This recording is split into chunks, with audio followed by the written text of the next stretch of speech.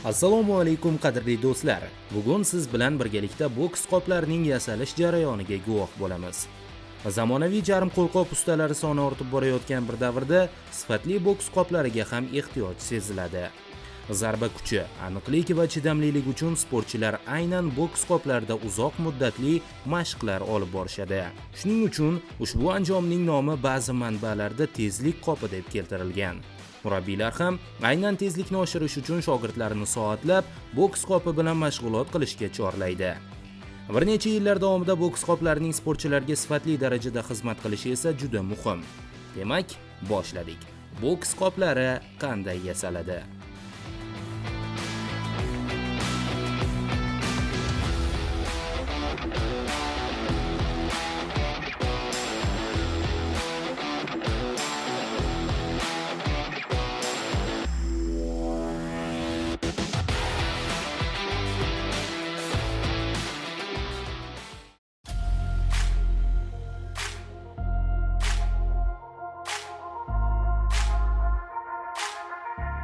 Birinchi bosqichda dizaynerlar boks qopining rangi va o'lchamini chiqarib berishadi.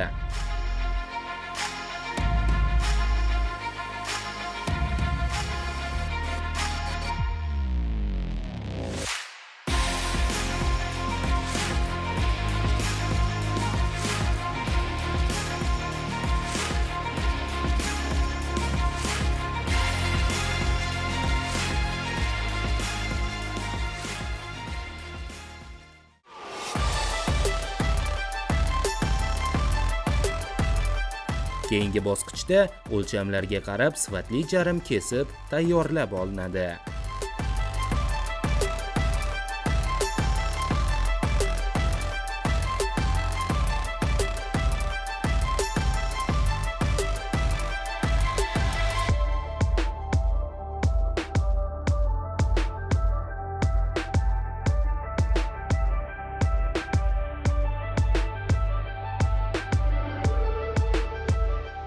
Kesib olingan charmga sifatli bo'yoq yordamida bezak beriladi.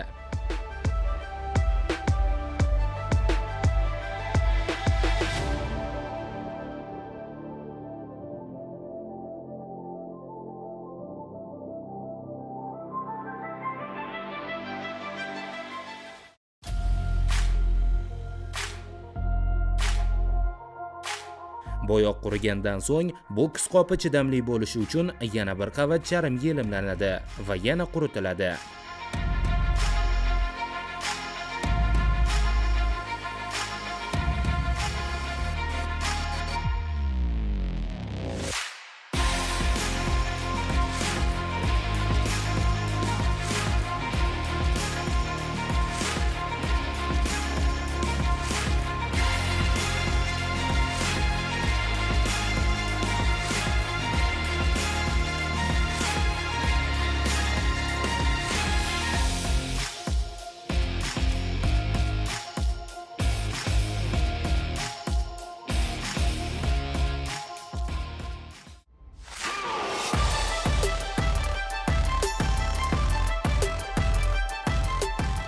Charm tayyor bo'lgandan so'ng tikish jarayoni boshlanadi.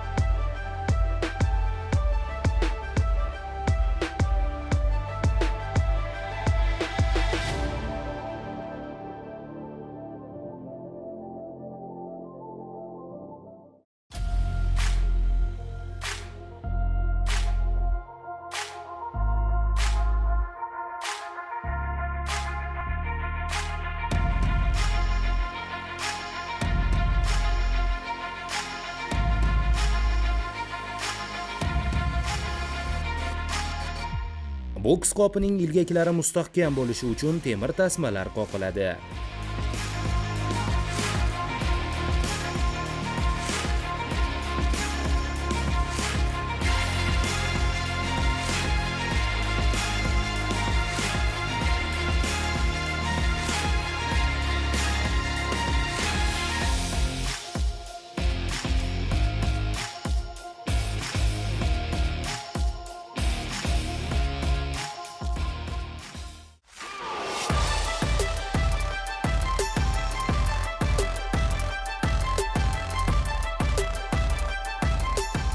Tikish jarayoni yakunlangach, boks qopi ichini to'ldirish jarayoni boshlanadi.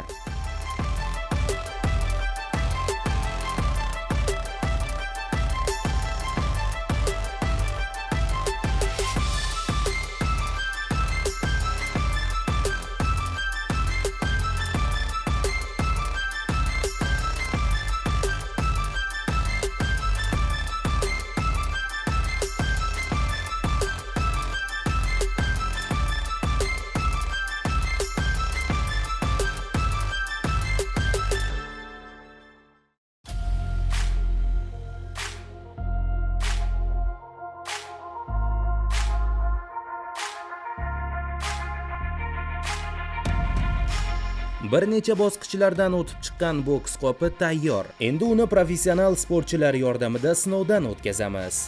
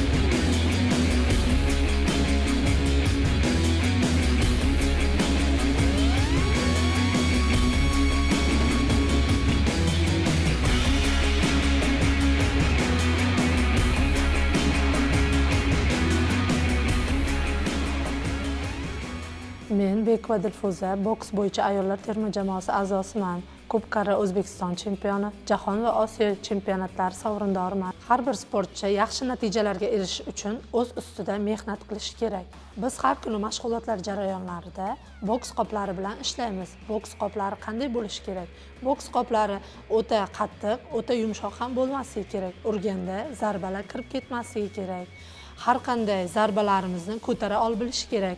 Charmlari yaxshi, sifatli bo'lishi kerak. Hozir urgan boks qopim o'zimizda ishlab chiqarilgan ekan, sifati yaxshi, menga yoqdi. Boks bo'yicha ayollar terma jamoa a'zosiman. 2 karra jahon chempionati sovrindoriman. Osiyo finalchisi va ko'plab xalqaro turnirlar g'olibiman. Biz terma jamoamiz bilan birgalikda chet ellarda xalqaro o'quv yig'in mashg'ulotlarida qatnashamiz. Men u yerda mashg'ulotlar jarayonida boks qoplari bilan ham ko'p ishlaganman va hozirda ishlagan qopim o'zimizda O'zbekistonda ishlab chiqarilgan ekan. Chet eldagi ishlagan qoplarim bilan sifati teng, menga yoqdi. Ko'rib turganingizdek, boks qopi oddiy anjom sifatida bilinsa-da, uning tayyor holatga keltirilib, bokschi mushtiga yetib borishi bir qator murakkab jarayonlarni o'z ichiga oladi.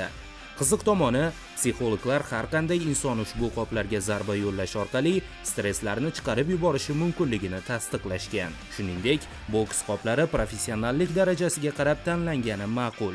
Ya'ni, yosh bolajonlar va sportga endi kirib kelayotganlar nisbatan yumshoqroq, havaskorlarga mo'ljallangan ushbu anjomni tanlashi tavsiya qilinadi.